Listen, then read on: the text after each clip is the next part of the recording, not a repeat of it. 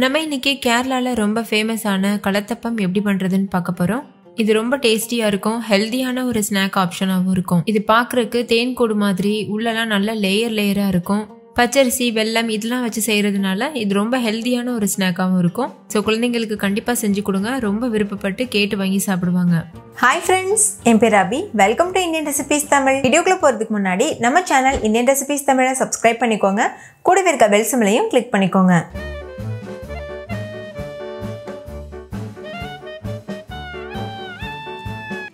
First இந்த recipe பண்ணுறதுக்கு ஒரு பவுல் எடுத்துக்கோங்க. அதில் 1 கப் அளவுக்கு பச்சரிசி சேர்த்துக்கோங்க.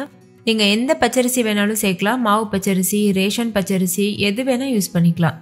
இப்போ தண்ணி சேர்த்துட்டு 2-3 டைம் இது நல்லா வாஷ் பண்ணிக்கோங்க. வாஷ் பண்ணக்கப்புறமா தண்ணி ஊற்றிட்டு மூடி போட்டு மூடிட்டு ஒரு 5 மணி நேரத்துக்கு இது நல்லா ஊற வச்சுருங்க. எந்த அளவுக்கு நம்ம ஊற வைக்கிறோமோ அரிசியை அந்த அளவுக்கு கலத்தப்பம் நல்லா சாஃப்டாக இருக்கும்.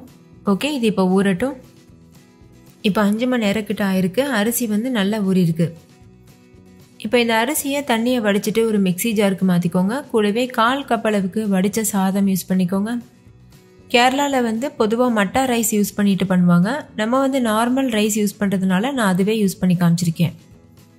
இது கூடவே 1 டீஸ்பூன் ஏலக்காய் தூள் சேர்த்துக்கோங்க, இது ஃப்ளேவருக்காக சேர்க்குறோம். 1 டீஸ்பூன் உப்பு சேர்த்துக்கோங்க. 1 டீஸ்பூன் சீரகம் சேர்த்துக்கோங்க. சீரகம் உங்களுக்கு விருப்பம் இல்லைன்னா நீங்கள் ஸ்கிப் பண்ணிடலாம். இதில் 1 கப் அளவு தண்ணியை கொஞ்சம் கொஞ்சமாக சேர்த்து ஃபைன் பேஸ்ட்டாக அரைச்சி எடுத்துக்கோங்க. பாருங்கள், இந்த அளவுக்கு நைஸாக இருக்கணும். மாவு இந்த அளவுக்கு தண்ணியாக தான் இருக்கணும்.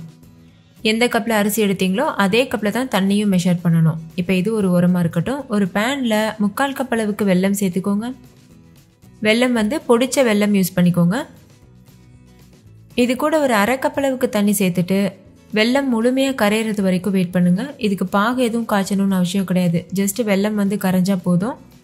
கரண்டி வச்சு இந்த மாதிரி லேசாக கிளறிக்கோங்க. இந்த வெள்ளைப்பாகு நல்லா இந்த மாதிரி கரைஞ்சக்கப்புறமா நம்ம எடுத்து வச்சுருக்க மாவில் இதை சுட சுட அப்படியே சேர்த்துடணும். நீங்கள் யூஸ் பண்ணுற வெள்ளத்தில் மண் தூசி இருந்ததுன்னா வடிகட்டிட்டு சேர்த்துக்கோங்க.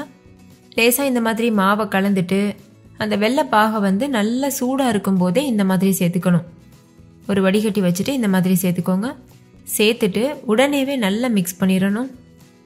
இல்லைன்னா மாவு அங்கங்கே கட்டி தட்டின மாதிரி ஆயிரும். அதனால் உடனேவே ரொம்ப ஃபாஸ்ட்டாக இந்த மாதிரி கலந்துக்கோங்க.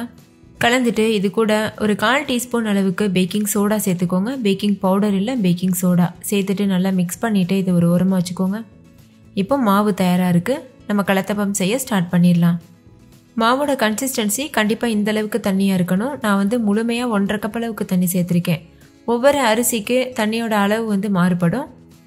நீங்கள் இதோட கன்சிஸ்டன்சி பார்த்துக்கோங்க. இதே மாதிரி தேவையான அளவுக்கு தண்ணி சேர்த்துட்டு நீங்கள் கரைச்சிக்கலாம், மாவு கெட்டியாக இருந்ததுன்னா. இப்போ ஒரு அடிகனமான பாத்திரம் சூடுபடுத்திக்கோங்க. கண்டிப்பாக நல்ல அடிகனமான பாத்திரமாக யூஸ் பண்ணிக்கோங்க, அப்போ தான் அடிப்பிடிக்காமல் வரும். இது கூட 2 டீஸ்பூன் அளவுக்கு தேங்காய் எண்ணெய் சேர்த்துக்கோங்க. சேர்த்துட்டு 2 டேபிள் ஸ்பூன் கிட்ட பொடியாக கட் பண்ணின தேங்காய் சேர்த்துக்கோங்க. சேர்த்து நல்லா வதக்கிக்கோங்க. உங்ககிட்ட இந்த அளவுக்கு நல்ல அடிகனமான கடாய் இல்லை அப்படின்னா நீங்கள் குக்கர் கூட யூஸ் பண்ணலாம். குக்கர் யூஸ் பண்ணும்போது அலுமினியம் குக்கர் யூஸ் பண்ணுங்கள். ஸ்டீல் குக்கர் யூஸ் பண்ணோன்னா அடிப்பிடிக்கிறதுக்கு சான்ஸ் இருக்குது.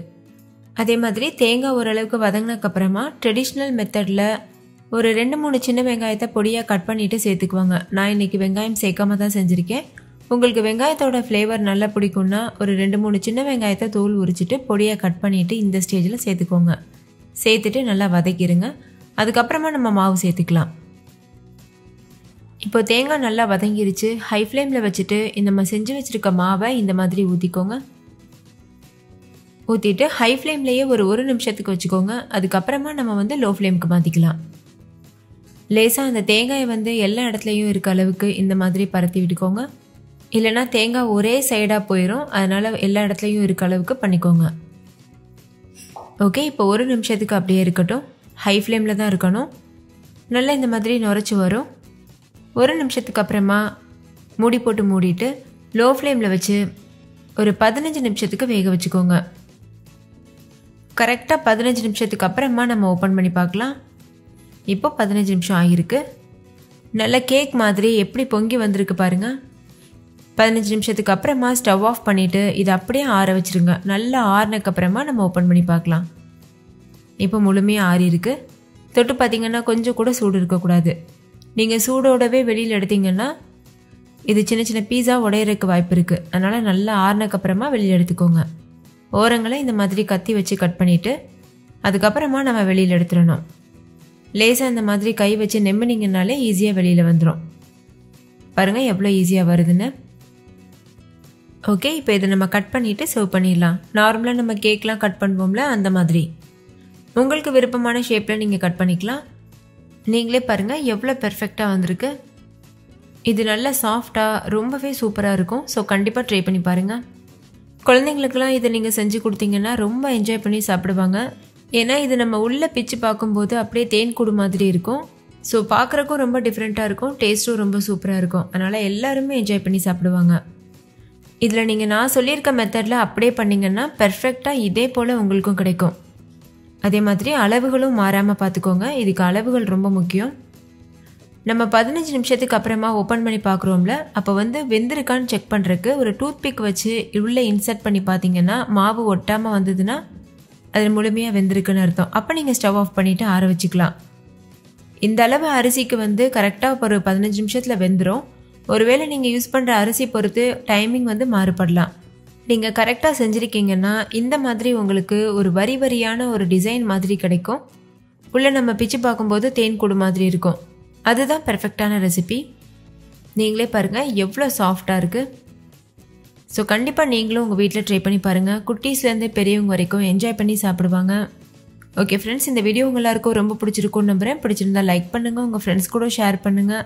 நீங்களும் உங்கள் வீட்டில் ட்ரை பண்ணி பார்த்துட்டு டேஸ்ட் எப்படி இருந்ததுன்னு கமெண்ட்டில் சொல்லுங்கள். தேங்க்யூ, பாய்.